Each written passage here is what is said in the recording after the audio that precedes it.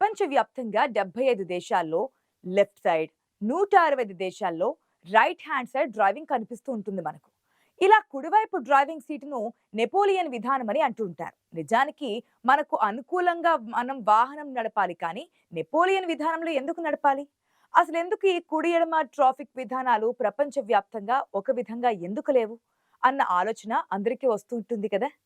అసలు ఎప్పుడో గతించిపోయిన నెపోలియన్ను మనమెందుకు ఫాలో అవుతున్నాం? అదేంటో తెలుసుకునే ప్రయత్నం చేద్దాం. మన దేశంలో డివైడర్ లేని ఒక రోడ్డు మీద అటుగా నడిచే వాళ్ళంతా ఎడమవైపు నడవాలనేది ట్రాఫిక్ విధానంగా ఉంటుంది. వాహనాలు మాత్రం కుడివైపు నుంచి మనుషుల్ని దాటుకుంటూ వెళ్తుంటాయి. అంతేకాదు వాహనాల్లోనూ డ్రైవర్ సీటు కుడివైపుగా ఉంటుంది. అదే అమెరికాలో కూడా కుడివైపు నుంచే వెళ్ళాలి. డ్రైవర్ సీట్ మాత్రం ఎడమ వైపు ఉంటుంది. అమెరికాతో పాటు UAE, Oman, France, Germany, South Arabia వంటి చాలా దేశాల్లో కారు, బస్సు, లారీలు వంటి వాహనాల డ్రైవింగ్ సీటు భారతదేశం తరహాలో కుడివైపుగా ఉండదు. ఎడమవైపు డ్రైవింగ్ సీటు స్టీరింగ్ ఉంటుంది. డ్రైవింగ్ సీటు విషయంలో ప్రపంచ దేశాలన్నీ రెండు గ్రూపులుగా విడిపోయి ఇలా విడివిడి విధానాలను ఫాలో అవుతూ ఉంటాయి. రెండు విధానాలలో సేఫ్టీ ఫస్ట్ అనే విధానాన్నే ఫాలో చేస్తున్నారని అంటున్నారు నిపుణులు. మీకు తెలుసా, పూర్వపు రోజుల్లో అందరూ ఎడమవైపు మాత్రమే వెళ్లేవారు. దీనికి ఒక కారణం కూడా ఉందండోయ్. అప్పట్లో ప్రజలంతా చాలా దూరం కాలినడకనే వెళ్లేవారు. వారంతా దారికి ఎడమవైపు నుంచే వెళ్లేవారు. రాజుల కాలంలో భటులు గుర్రాలపై వెళ్లేవారు. గుర్రంపైనే యుద్ధాలు చేసేవాళ్ళు. అప్పట్లో గుర్రంపై వెళ్లేటప్పుడు కత్తిని కుడి చేత్తో సులభంగా తీసేందుకు వీలుగా కత్తి వరను ఎడమవైపు నుంచే ఉంచుకునేవారు.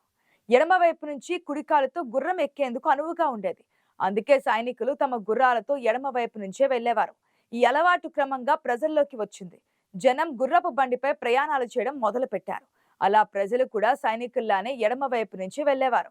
క్రీస్తు శకం 1300లో రోమును సందర్శించేందుకు వచ్చే భక్తులంతా ఎడమవైపు నుంచే వాహనాలను నడపాలని పోప్ బెనిఫేస్ 8వ నిబంధన విధించాడని అప్పటి చరిత్రకారులు చెబుతూ ఉంటారు. ఇదిలా ఉండగా క్రీస్తు శకం 1700 నాటికి ప్రపంచ రవాణా వ్యవస్థ మెరుగుపడుతూ వచ్చింది. ఫ్రాన్స్ లో ప్రయాణికులతో పాటు సరుకు రవాణా చేసేందుకు గుర్రపు బండ్లు అందుబాటులోకి వచ్చాయి. సరుకు రవాణాకు గుర్రపు బండ్లనే ఉపయోగించేవాళ్ళు. వాహనాల్లో మాదిరిగా గుర్రపు బండ్లను నడిపే వ్యక్తికి సరైన స్థలం ఉండేది కాదు. అప్పట్లో ఎడమ వైపు నుంచి గుర్రంపై కూర్చుని కుడి చేత్తో కొరడా పట్టుకొని గుర్రపు బండిని నడిపించేవారు. బండి నడిపే వ్యక్తికి రోడ్డుకు పూర్తిగా ఎడమ వైపు వెళ్ళాలి. వెనుక నుంచి వచ్చే బండ్లను గమనించడం కష్టంగా మారింది. వెనుక బండ్లను గమనించేందుకు వీలుగా కుడివైపు నుంచి బండ్లను నడిపేవారు. కుడివైపు నుంచి గుర్రపు బండి నడిపే వ్యక్తికి రోడ్డు మధ్యలో నడుస్తూ ఉంటాడు. వెనుక నుంచి వచ్చే బండ్లను గమనించడానికి వీలుండేది.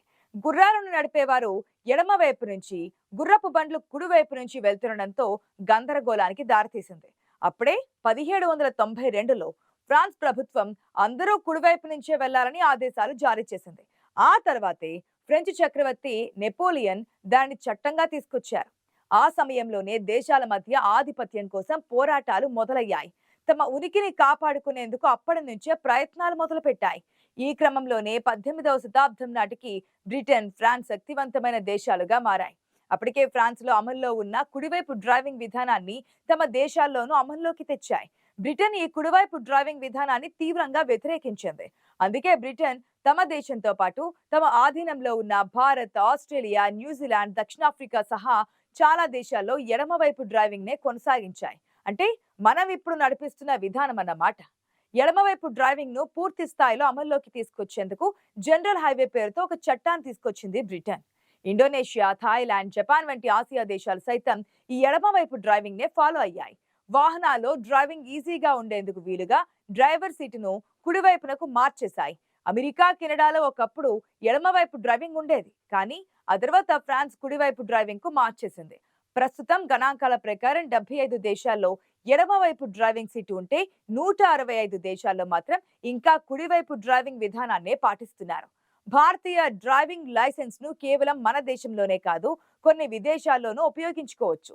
సరదాగా హాలిడే ట్రిప్ కు లేదా ఇతర పనులపై విదేశాలకు వెళ్లే వారికి ఈ సౌకర్యం ఎంతో ఉపయోగపడుతోంది. విదేశాలకు వెళ్లడం చాలా మంది జీవితంలో ఒక గొప్ప అవకాశంగా భావిస్తారు. ప్రపంచాన్ని అన్వేషించాలని, కొత్త అనుభవాలతో జ్ఞాపకాలను నింపుకోవాలని కోరుకుంటారు. ఆయా దేశాల్లో టాక్సీలు మనమే నడుపుకునేందుకు కూడా దొరుకుతూ ఉంటాయి. వాటిని మనమే నడుపుకుంటే చాలా చౌకగా ప్రయాణం పూర్తయిపోతోంది. పైగా గొప్ప అనుభూతి కూడా మిగులుతోంది. ఈ అవకాశాన్ని అమెరికా, యూకే సహా మరో 11 దేశాలు భారతీయ పర్యాటకులకు అందిస్తున్నాయి. ఈ దేశాల్లో భారతీయ డ్రైవింగ్ లైసెన్స్ ఉంటే చాలు, సులభంగా పర్యటిస్తూ వెలకట్టలేని అనుభవాలను పొందొచ్చు. ఈ సందర్భంగా అమెరికాలో అంతర్జాతీయ డ్రైవింగ్ పర్మిట్లకు మంచి డిమాండ్ కూడా ఉంది. సాధారణంగా ఏడాదిలో 13,151 పర్మిట్లు జారీ చేస్తున్నారు. ఇవి అక్కడ ఏడాది కాలం పాటు చెల్లుబాటు అవుతాయన్నమాట. వీటిని ఉపయోగించుకోవడంలో మహిళలు, ఉద్యోగులు, విద్యార్థులు ఉన్నారని చెబుతున్నారు. మన వాళ్ళు విదేశీ రహదారులపై దూసుకెళ్తున్నారు. ఉద్యోగ, వ్యాపార, పర్యాటక అవసరాల కోసం వివిధ దేశాలకు వెళ్లేవారు అధికారులు అడిగితే పాస్పోర్ట్లు, వీసాలతో పాటు అంతర్జాతీయ డ్రైవింగ్ పర్మిట్లను కూడా తప్పనిసరిగా చూపించాల్సి ఉంటుంది. అయితే మన లైసెన్స్ ను ఆయా దేశాలలోని రవాణా శాఖలో చూపిస్తే ఆ దేశ నిబంధనలకు అనుగుణంగా డ్రైవింగ్ లైసెన్స్ కూడా పొందొచ్చు. సాధారణంగా అమెరికా వెళ్లే ప్రవాసుల నుంచి ఈ ఐడిపిల గురించి ఎక్కువగా డిమాండ్ ఉంటుంది. ట్రంప్ రెండోసారి అధికారంలోకి వచ్చాక విద్యార్థుల డాలర్ కలలు కరిగిపోవడంతో ఎక్కువగా యూరప్ బాట పడుతున్నారు. దీంతో ఇప్పుడు బ్రిటన్, జర్మనీ, ఫ్రాన్స్ తదితర దేశాలలో ఉపయోగపడేలా ఇంటర్నేషనల్ పర్మిట్ల కోసం బారులు తీరుతున్నారు.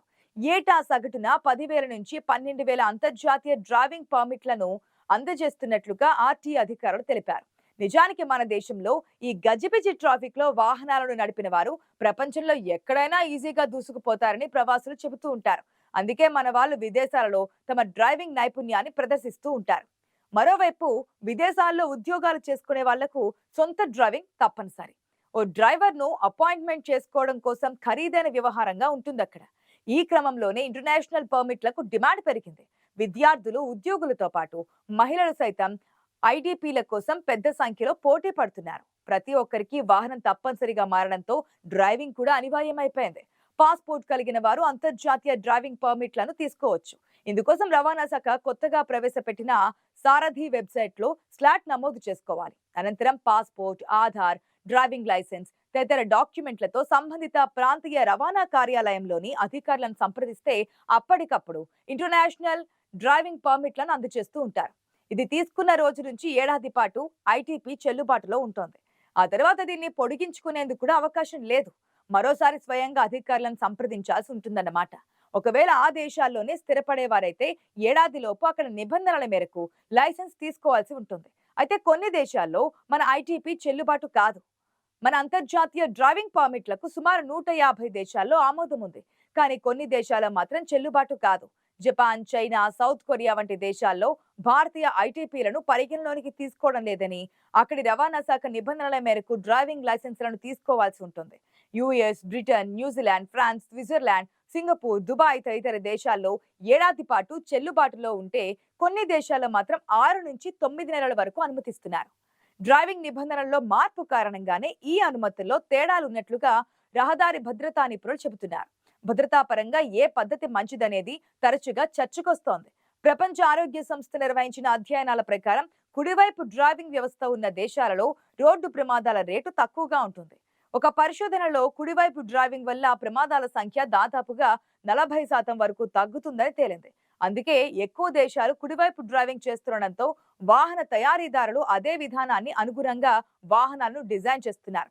ఈ విధానంలో రోడ్ల రూపకల్పన, ట్రాఫిక్ సిగ్నల్స్ మరియు భద్రతా సాంకేతికతలు కూడా కుడివైపు ట్రాఫిక్ కోసం మరింత అనుకూలంగా ఉంటాయి.